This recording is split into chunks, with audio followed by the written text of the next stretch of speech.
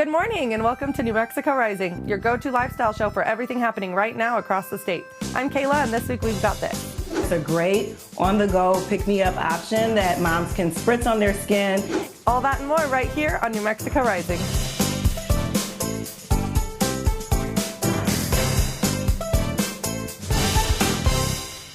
About 3.5 million Americans are living with schizophrenia, and for many families, navigating that diagnosis can be challenging. A new online resource is aiming to provide support and reliable information all in one place. Joining us now are Nicole Gillen and Erin Crown. Thanks for being here. Thanks for having me. Nicole, can you walk us through what the diagnosis journey looked like for your family? Yeah, it was long, it was complicated. My kiddo started showing delusions and signs of hallucinations after college. Brought her home, she was living overseas, brought her back, thinking, oh, I know the US healthcare system, I can figure this out. And unfortunately found myself very quickly immersed in chaos and confusion and a situation that was so complex and yet isolating, with a lot of misinformation and just no single place to go to help me understand what was happening to my child. Took her about 2 years before she finally got a diagnosis. In the interim, doctors saying that she might have clinical depression or PTSD. One doctor intimated she was faking it. And even though schizophrenia is a hard diagnosis to accept, once she had it, I finally felt like I could get her on a path to real treatment and building a future. And that's where we're at right now, is really starting to try and figure out goals and a vision and a place where she can envision herself in the future. And Erin, what are some common misconceptions about schizophrenia that you see? I'm so glad you asked, and I'm pleased to be partnering with Teva to bring that very information to the broader community. So stigma is a misconception, a misunderstanding about an illness or a whatever it is that we're talking about. And in this case, of course, we're talking about schizophrenia. And one of the things that I find commonly misunderstood is that this is a population of individuals who are uneducated, who are grew up with a background of sorts with substance use, or who are unintelligent individuals or that are dangerous. And in fact, those things are not often true at all. This is a population of people who are often very intelligent and very creative and who have goals, like Nicole's daughter, before this illness comes along to try and steal all of that out from under them. And regarding the level of risk of this patient population, this is a group that is 11 times more likely to be the victim of a violent crime compared to the general population. So it's important for us to recognize that this is a brain illness, right? And if I have a loved one living with diabetes, I'm not ashamed to talk about that with my family or my friends or my church group or anybody. And I'll be surrounded by support and inundated with a wealth of information and resources and access to medical care. But that's just not true in schizophrenia or in many other mental illnesses for that matter. So for Teva to come along in collaboration with patients living with schizophrenia, care partners, and mental health advocacy groups to create this online platform, homegroundscz.com, where people can go to find community and education and resources that are even zip code specific, is really just a huge accomplishment in the area of this illness. What is Homeground, and how does it help support patients and their families? Nicole, why don't you talk about Homeground? Sure. So the reality is because the system in the United States, when it comes to serious mental illness, is fundamentally not the same as it is in other illness states, and there is no net. And what that means is for someone who has schizophrenia or their care partners, we're scrambling for information. And Homeground is that place that, number one, is a community. It's a place where we can come together and know that we're not alone. And number two, for care partners, it's a resource. It's a deep set of resources that are, as Erin said, zip code specific, where because the United States is fragmented, every county, every state, every sometimes city is different in terms of what those resources might look like. Teva brings our home ground, brings it right down to that particular city. And so it's really powerful that this kind of resource now exists for both the care partner and for the person who's diagnosed. For the care partner, there are legal issues, there are financial issues, there are treatment and healthcare issues. There is so much to know. And Homeground has pulled all of this together. And so I really see this as an exciting new place, which is maybe not a word you'd expect in the world of schizophrenia, but it is exciting to know that there is a resource out there that is truly trying to build that community for this population that is so isolated and so under the thumb of stigma. And Nicole, what do you hope people take away from hearing your story? You know, when I think about my daughter, who's so smart and trying so hard to make her way through this illness, that it is an illness and that people who have schizophrenia, they're just like anybody else. They're a person. They're a person doing their best every day. And my kiddo, she wants to go back and get her master's and PhD. She wants to live a full life. And she's doing everything she can to combat this illness so she can get there. And why wouldn't I want to be loud and proud about that fact? She is an amazing person who happens to have a terrible illness. And I think it's like that for so many people out there. And Erin, why is access to practical, easy to understand information so important? It's important because it's practical and easy to access. And so the majority of people can go somewhere. If they don't have internet access at home, they can go to a library or to a local restaurant, cafe kind of a place and access the internet and be able to find this resource and utilize it. Additionally, I would advocate that every healthcare professional out there, regardless of the area of medicine you're practicing in, you need to go to this website and to discover what's there, because mental illness does not discriminate. Schizophrenia does not discriminate. It doesn't matter where you're practicing in healthcare. You may come across someone living with schizophrenia, and you may be the one who can share this resource with that individual and with their care partners and have a meaningful impact on their life. And where can viewers go for more information? homegroundscz.com. Erin and Nicole, thank you so much for being with us this morning.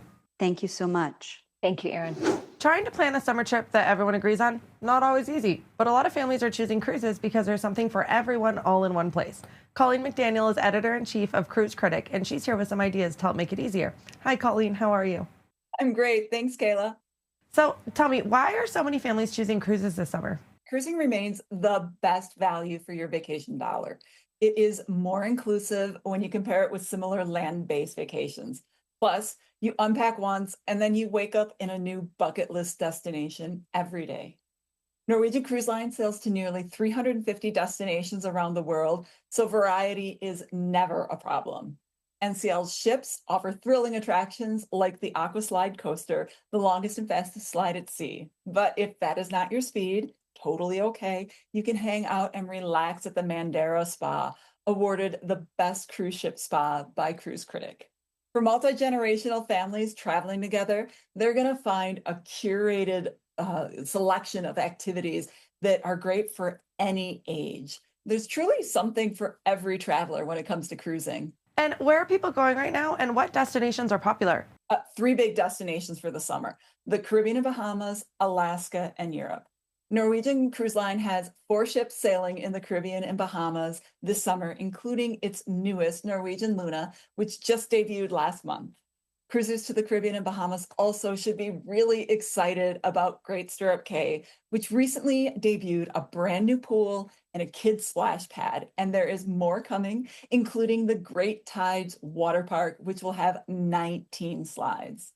Now, Alaska is absolutely perfect for those families who are looking to unplug and explore Alaska's natural beauty, a lot of which is truly only accessible by sea. So the best way to see Alaska is on a cruise ship. And then I mentioned Europe, and I got to say, one of the things I love about Europe is you get to visit those big cities that you really want to see, Athens, Rome, Barcelona. And this summer, NCL will have 9 ships sailing in Europe, and they average more than 10 hours in port. So travelers really get a time to connect with the culture and the history of the ports they're visiting. And what's new on cruises this year that families should know about? I'm going to circle back to Great Stirrup Cay. Now, this is a private destination, and on Cruise Critic, cruisers continuously highly review these private destinations.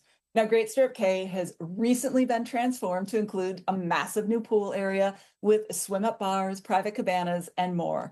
But there's more coming, and guests are going to love that 800-foot dynamic river, which is a little bit faster than a lazy river, cliffside jumps, and multiple bars. The other big story is Norwegian Luna, which just launched in March. It features a digital LED sports complex called the Glow Court. It also has a multi-generational arcade complex, 17 bars, 18 restaurants. And what I really like is through October, it will visit Great Stirrup Cay. So you get the best of both worlds. I'm already sold. Do you have any simple tips to help families get the most out of their trip? You bet. At Cruise Critic, we continually hear that families want to make the most out of their vacation dollars. And what we say is look for packages that offer additional perks. For example, NCL offers its Free at Sea program, which includes over $2,000 in guest favorite amenities like unlimited open bar, free specialty dining, airfare free for a second passenger, and kids sail free on select sailings. Plus, right now, Norwegian Cruise Line is offering 50% off all of its cruises. And my friend, where can people go to learn more or start planning? To speak with real cruisers just like you, visit cruisecritic.com. And for more information or to book the cruises I just talked about, visit ncl.com. Colleen McDaniel, I want to thank you so much for joining us this morning. I appreciate it, Kayla. Have a great one. Have you ever wondered what shingles is actually like and who's most at risk? It's something many people don't think about, but for adults over 50, the risk goes up quite a bit. The good news is there are simple ways to stay ahead of it and protect your health. Joining us now are Dr. Leonard Friedland and Pharmacist Eva-Lise Rivas. Welcome.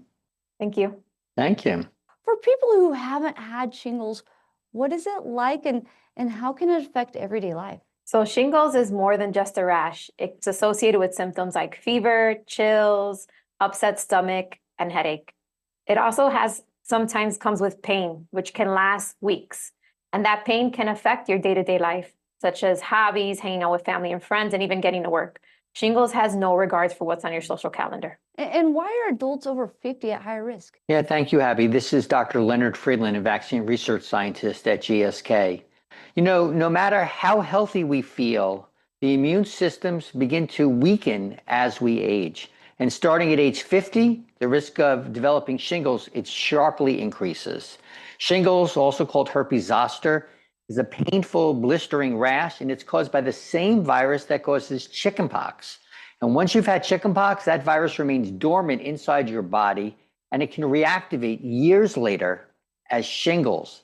99% of adults 50 years of age and older already have evidence of the virus that causes shingles inside their bodies. 1 in 3 people will develop shingles during their lifetime. So age is one of the most important risk factors for shingles, and 50 is when that risk increases. And are there other risk factors people should know about besides age? Well, we talked about age being one of the most important risk factors for shingles, as most cases do occur after age 50, but stress can also increase your risk. Additionally, certain health conditions like diabetes, chronic kidney disease, and heart diseases, these have all been associated with increased risk of shingles. So if you're 50 years of age and older, particularly if you have one of those health conditions, ask your pharmacist about your risk for shingles and about prevention. And why is now a good time for adults 50 and older to talk with their local Albertsons pharmacist about shingles? Adults 50 years in age and older, still feeling young and healthy. However, as Dr. Friedland had mentioned, that immune system does begin to weaken after the age of 50, and the risk for developing shingles does increase with age. Shingles is a lot more common than we realize. 1 million people develop shingles every year in the US. And as a reminder, for those who were born before 1976, as that age increases and your risk for shingles increases, that makes it the perfect time for you to ask your local Albertsons pharmacist about your risk for shingles and about prevention. And how can talking with the pharmacist help someone prevent shingles? Well, if you're over the age of 50, you should be speaking with your pharmacist, your doctor, whoever your healthcare provider is, to learn about your risk for certain vaccine preventable diseases, including shingles, to get that information. It's really critical to actually have that opportunity to see your doctor, to see your pharmacist. We have a website, easyvax.com, EASYVAX, easyvax.com, where you can go to that website, find a pharmacy near where you live and make the appointment, and then go speak to the pharmacist, learn about vaccine preventable diseases, including shingles, and then about prevention. One more time, where can viewers go for more info? Well, I'll start with this website, easyvax.com, but also Dr. Rivas can speak to the website at Albertsons. They can visit albertsons.com, swing by your local Albertsons when you're doing groceries, stop by the pharmacy, talk to the pharmacist. The pharmacist is trusted and your local healthcare provider. That's super accessible. So you can visit albertsons.com for more information. Dr. Friedland, Dr. Rivas, thank you for joining us today. Thank you. Thank you. A lot of people want to invest, but many aren't sure how to start. In fact, it can feel confusing, especially in the beginning. Lisa Hunt with Charles Schwab is here to help explain it in a simple way. Welcome, Lisa. Hi, Abby. Thanks for having me. For someone who has never invested before, what is a good first step? Yeah, investing can be a little scary, a little daunting. I know when I first opened my investment account, I had the help of my father, so it made it a little bit easier. But the best thing someone can do to get started is to get educated. And I think an education helps you feel a little bit more confident and almost empowered to be able to take that first investing step. There is a lot of free educational content, I know, on our website at schwab.com.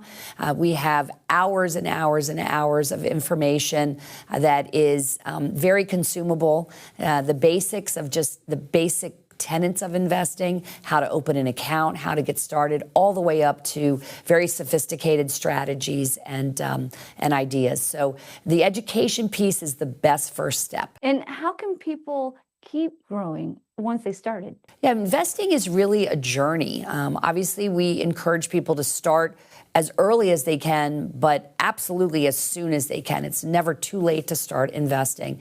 And even if you've been investing for a few decades, your personal situation changes. Where I was in my investing journey at 19 is very different than where I am now, where I'm very close to retirement. I've been married, I've had children in the mix, and that's like so many of our clients. And so we hope, as we just celebrated National Investing Day, that people would use that day as kind of a reminder, even if you've been investing, to check in on your portfolio, look at your financial plan. Does it align with where you are personally, and is it meeting your needs and your future goals as well? And what about the younger folks? Are they starting to invest now? Yeah, one of the most exciting trends we're seeing at Schwab is that investors are engaging at a much earlier age. In fact, 1/3 of our new accounts, our new investors coming to Schwab, are Gen Z, which means they're under 30 years old. That's exciting because they have decades to watch their portfolio grow. The compounding nature of investing is going to just increase their wealth and their opportunities to succeed. So we're excited to see that. But we recognize, as we are getting so many newer investors and younger investors, that we really have a big responsibility with education. One of the things that we just did last month is launch the Schwab Teen Account. So individuals as young as 13 to 17-year-olds can actually begin their investing journey before they turn 18 with the Teen Account. Provides a lot of education, a lot of information, and a lot of tools and support for their parents and guardians to kind of help them navigate as they start their journey. And can you explain what happened in 1975 and why it still matters today? Yeah, one of the reasons why we chose to celebrate National Investing Day on May 1st is because May 1st, 1975 was a transformational, pivotal moment in financial services. It's when the Securities and Exchange Commission, the regulator for financial services firms like Schwab, removed the fixed fees, the cost that firms would charge to invest. And at that time, most companies took the opportunity to actually increase their fees, increase the cost to invest. And our founder, Charles Schwab, saw it as an opportunity to really make investing accessible to everyone. And he took that opportunity and reduced the fees.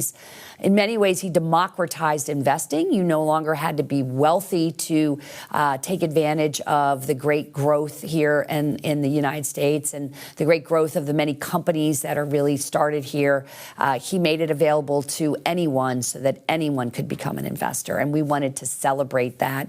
And we started it last year on the 50th anniversary. And where can our viewers go to learn more? There's plenty of information all around, but I would highly suggest going to schwab.com, our website, and start your investing journey and get invested. Thank you, Lisa, for all this information and joining us today. Thank you, Abby. Appreciate it.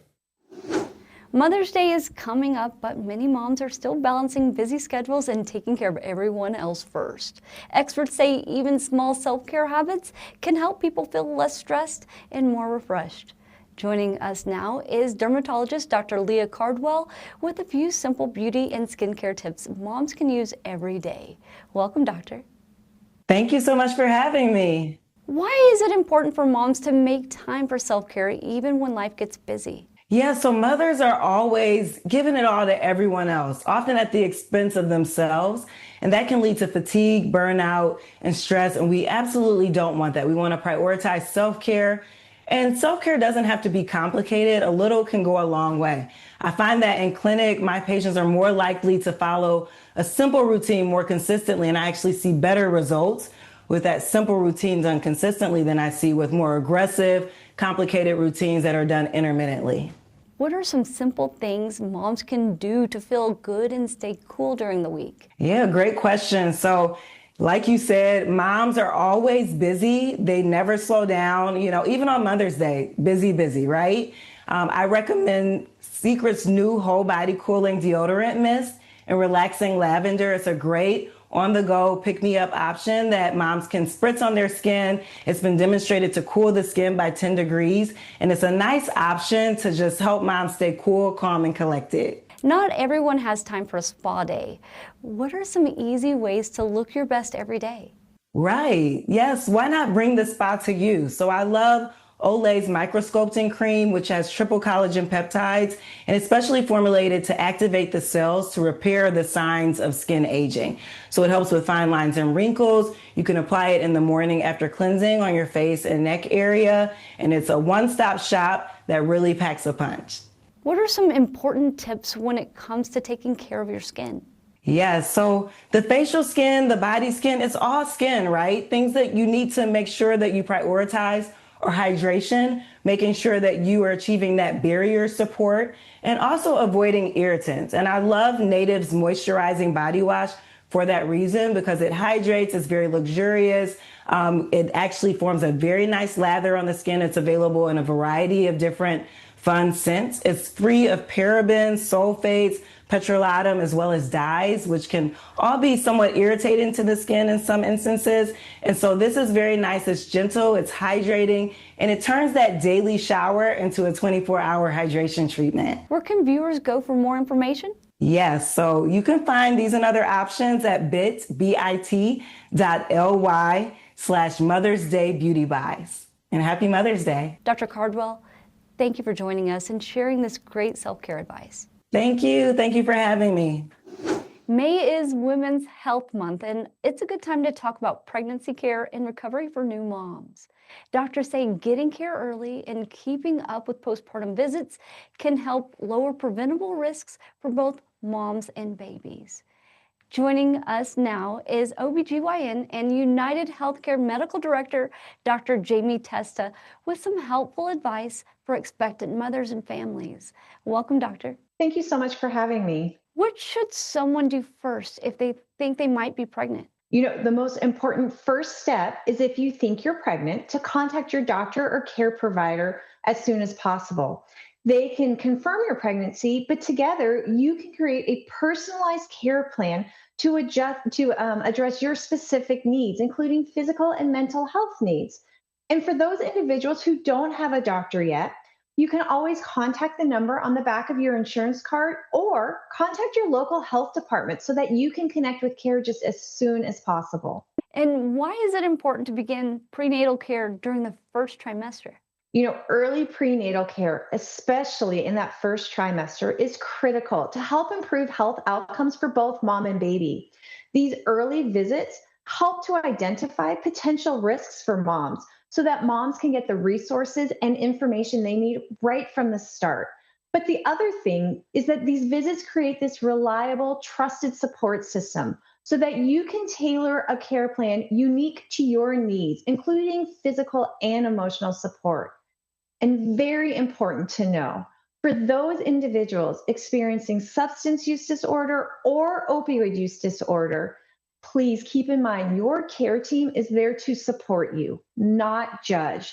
And they want to help support and ensure the best outcomes for both you and your baby. And what advice do you have for expectant mothers when it comes to navigating doctor's appointments? Moms have so much going on, so I would offer a few simple tips. First, write down your questions, no matter how big or small, and bring them with you to every appointment. Second, don't hesitate to ask about things like nutrition, exercise, breastfeeding, and what to expect during each stage of your pregnancy. And third, keep track of your health information and make sure you bring that with you to your appointments as well. But really, the bottom line is this: every pregnancy, every person is unique. So having this open communication with your care provider, make sure you get the most out of every visit, as well as having the resources that you need to support you on your pregnancy journey. And when should women schedule follow-up care after giving birth? And what does postpartum care help address? Postpartum care is just as important as prenatal care. We recommend everyone get in to see their care provider within about 3 weeks after delivery, and then to have a full comprehensive checkup no later than 12 weeks after delivery. And during these appointments, a whole variety of topics are covered, including healing and recovery from delivery, breastfeeding support if needed, as well as adjusting to life with a newborn. But it's also a great opportunity to talk about mental health. So moms, if you are feeling unusually overwhelmed, anxious, worried, please speak up to your provider. These could be symptoms of postpartum depression or anxiety. And these are common, but they're also very treatable, and there is help available, and you do not have to go through it alone. So schedule those postpartum appointments and make sure you communicate with your care provider. And where can viewers go for more information? I would encourage everyone to go to everypregnancy.com for reliable information and support. That's everypregnancy.com for great information for individuals. Thank you for talking with us today, Dr. Testa. Thank you. Have a wonderful day. And that's going to do it for this week's episode of New Mexico Rising. Thanks so much for being here with us today. Be sure to check out our website at newmexicorising.com, follow us on social media at New Mexico Rising, and head over to YouTube at NM Rising to catch anything you might have missed. Thanks again for watching, and we'll see you next week on New Mexico Rising.